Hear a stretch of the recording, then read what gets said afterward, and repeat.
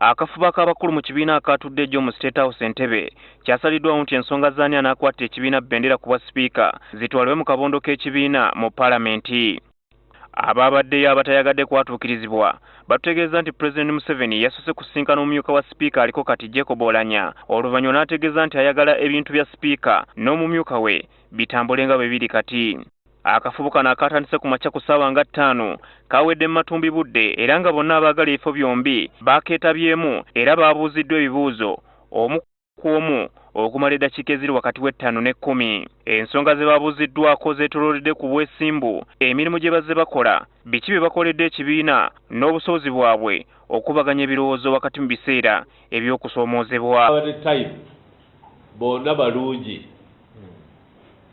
naye caucus yejatubaliza ebya sipiika Oulanyah ne Kadaga bonna bajja kugenda mu caucus.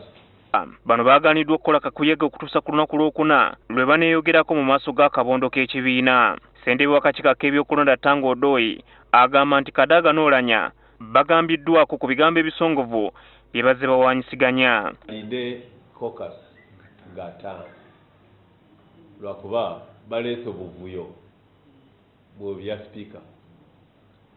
Anyone who messes tujja mugoba. Kati tuli tough nga Tanga ne NRM Electoral Commission. Abanalondebwa akabondo ka NRM be bagenda okuvuganya n'abalala okuva mu bibiina ebirala nga 19 paalamenti bw'enaaba emaze okulayizibwa.